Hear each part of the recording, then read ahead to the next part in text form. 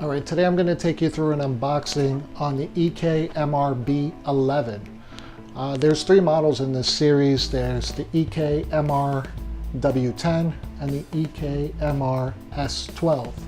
But all the features and accessories are all going to be identical. So we're going to just open up a box to show you what to expect with these three radios. We have everything tightly packaged within cardboard enclosure, styrofoam. In the styrofoam packaging, we've got the actual body of the radio.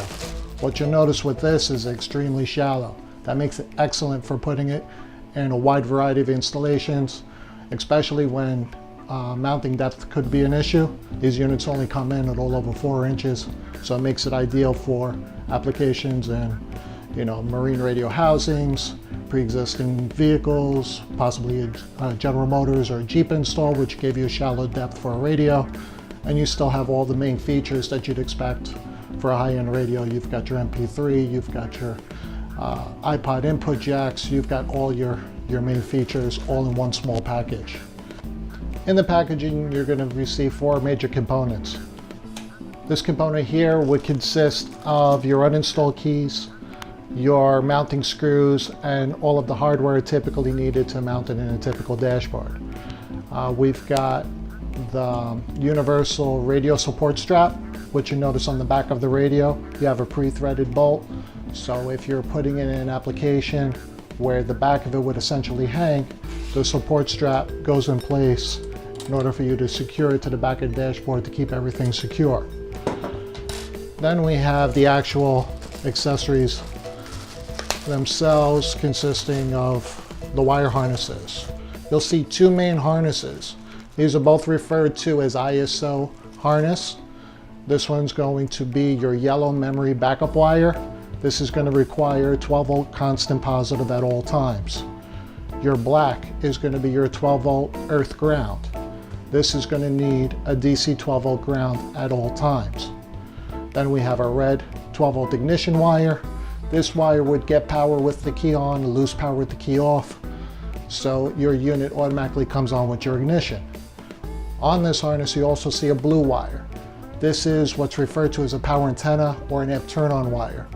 If you're going to be attaching an aftermarket amplifier, this is going to be essential to turning your amplifier on with the radio. On this harness here, we've got our 4 pairs of speaker lead connections. We've got our dual purple connections, which is our rear right speaker positive and negative. The way to tell these apart is the solid purple is going to be your positive polarity, and the one with the black stripe is going to be your negative polarity. We'll have the same with our gray wires. Gray, we should have a solid gray and gray with a black stripe. Gray, the solid gray is always going to be our positive, and the one with the black stripe is going to be our negative. These would be the front rights. So we have front right positive and front right negative. Then we're going to get into our white and white and black. That's going to be our front left positive and negative. Solid white being a positive polarity, white with a black stripe is going to be our negative polarity. And lastly, that brings us to our green wires. The green is going to be our rear left. We have the solid green being the positive polarity, and we have green with the black stripe being our negative polarity. So this allows you to connect 4 independent speakers, whether they're in the dash, wakeboard, throughout the marine environment. You'll be able to wire them straight off of this unit. You're going to have a 50 watt by 4 output for a total of 4 speakers directly off of the radio.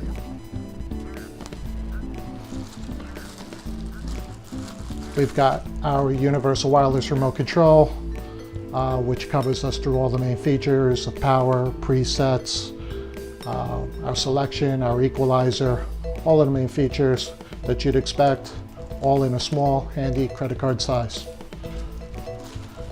Then we got a vital piece of information, which is going to be our NROC instruction manual, which covers you through all the main features that you can read up on and learn more about your physical stereo, so you know all the ins and outs of everything to expect out of the unit.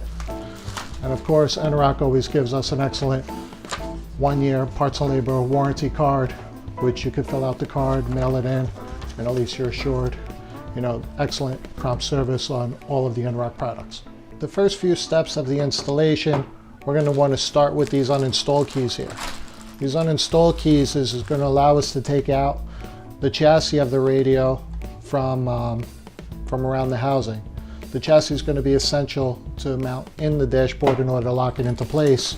And to do that, we're going to insert these uninstall keys right on the sides of the radio. We have two, one for each side.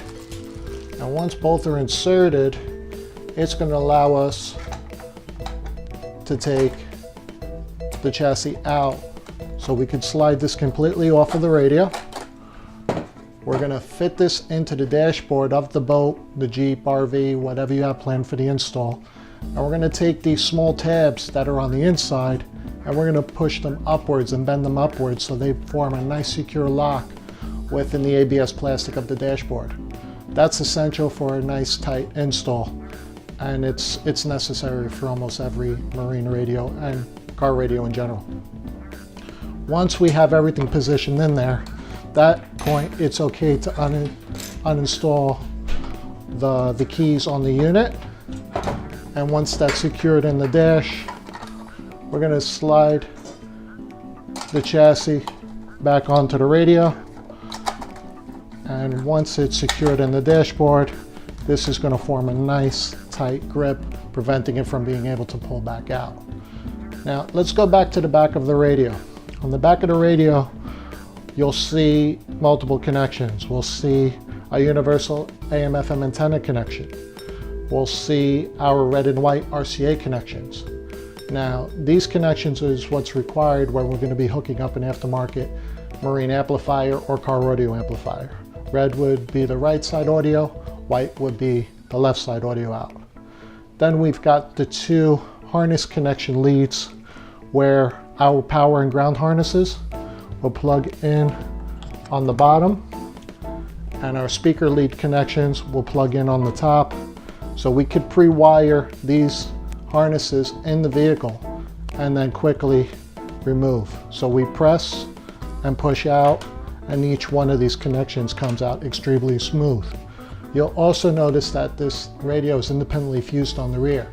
So if any short circuit, thermal, or heat related short were to occur, that fuse is going to protect this radio. So it's essential to every install.